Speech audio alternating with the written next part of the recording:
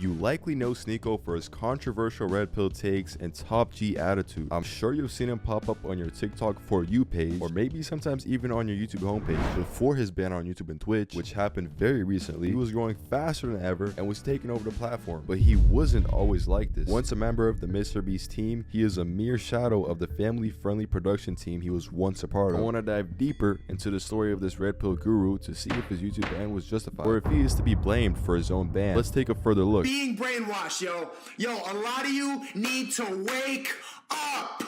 Wake up! Come back to reality! Sneako's first appearance in the YouTube world was on May 7, 2013. His first video consisted of him commentating over some Call of Duty gameplay, which was not really the best. He would make a ton of zesty jokes that weren't in the least bit funny. Soon enough, he came to the realization of how bad he was at Call of Duty, so he moved on to other games like GTA 5 and Assassin's Creed, but it wasn't long before you realized he was bad at those games too. So he made a decision to quit the gameplay content and to focus more on motivational and psychological content. His first video with this format was uploaded on April 2014 and it's currently sitting at 57k views. Sneako then created his first mini-series called The Internet Rant. This was a series where Sneako will talk about trending topics while bringing the best out of his comedic opinion. For someone who was only 17 years old, had no bread, and was still in high school, the quality of the video was not too bad at all. He was truly being himself in these videos and not pretending to be someone else. He posted a video titled How People View You on November 28, 2015. This video went viral and has racked up over 6.5 million views to this day. In it, he talks about how everything people do is simply just for attention while shaving his head bald. Be a different guy. Don't be that guy. After watching this video, it actually reminds me of something very similar. I might just be tripping though. A young stunner like himself was not ready for the amount of clout that was coming his way. His long and hard years of work were slowly starting to pay off. For what he lost in hair, he gained in popularity. His newfound fame was getting him noticed by various humongous YouTubers. One prominent individual who noticed Sneako and his viral videos was MrBeast himself. What's up, guys? I'm a little bit short on time today because it's just basketball season and between practice every day. MrBeast has been seen mentioning multiple times that he loved watching Sneako's YouTube videos. At number 2, I have Sneako, and if you've ever seen Sneako's videos, you realize that they're kind of addicting. Once you start watching them, it's kind of hard to stop. They were great YouTube friends back in the day, and MrBeast even commented on some of Sneako's videos that he gained inspiration from him. Sneako was really that guy. So a few years later, when Sneako was on the come up, MrBeast hired him as an editor for the MrBeast channel. Sneako continued to grow his online presence and even made a few appearances in MrBeast videos. Things were going good, but not for long. Sneako let his intrusive thoughts get the best of him when he uploaded a video to his main channel exposing MrBeast. Just 10 minutes after the video was uploaded, Sneako quickly folded and deleted the video, but he should have known that MrBeast was an absolute YouTube fiend. In the 10 minutes that the video was live, MrBeast was actually one of the lucky viewers that were able to watch the entire video before it was deleted. This was obviously a very bad decision made by Sneako. An extraordinary blunder, a bag fumble. Controversy seemed to always be a part of Sneako's channel. One specific video of this format that stands out was titled, Would You Say the N-Word for $1? Can white people say the N-word? Hell yeah. Hell no. If they want white to, people can't say the N-word. No, they can't.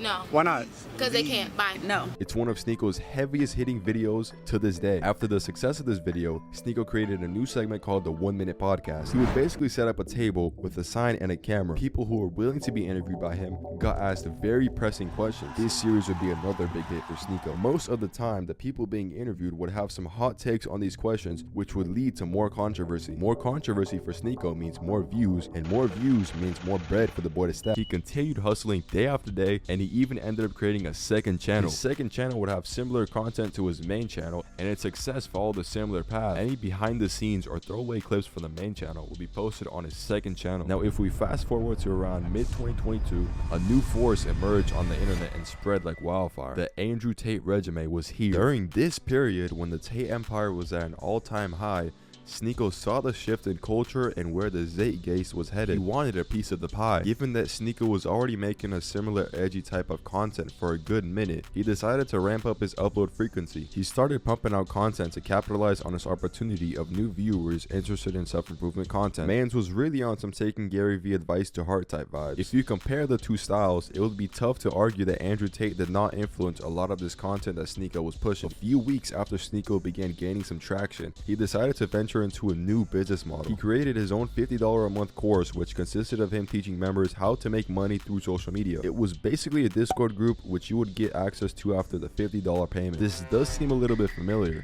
doesn't. This was because Andrew Tate was already in the same business model. Andrew Tate's online course called Hustlers University was already dominating the space and has gained over 100,000 members since its launch back in 2021. It was clear Sneako was definitely being influenced by the top G. He would even go on to meet up with him outside of the metaverse very recently. This was also about the time when Sneako started live streaming very often on YouTube. Whenever Sneako said something controversial on a live stream, fans would rush to post a clip on TikTok and YouTube Shorts because every one of these clips would gain tons of views. This would be great for both parties. The reposter would gain views while Sneako would get his name out there more. At this point, Sneako was slowly taking over TikTok and he was growing faster than ever. But this led to another point in his career where he was criticized by people for copying Andrew Tate's whole flow. People began calling Sneako out for his sudden change of personality, which Sneako responded to live on stream by showing a clip from 2015 with him talking about feminism. Because now that a lot of people are finding this, they're saying, why are you just copying Tate? I've been saying the same since 2015.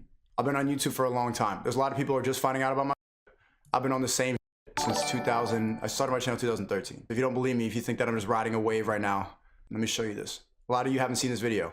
Actually, pretty much all of you, none of you have seen this video. I am not a feminist, and for some reason that means I'm against gender equality. Whenever I tell people that I don't consider myself a feminist, I get the same response. Read the date.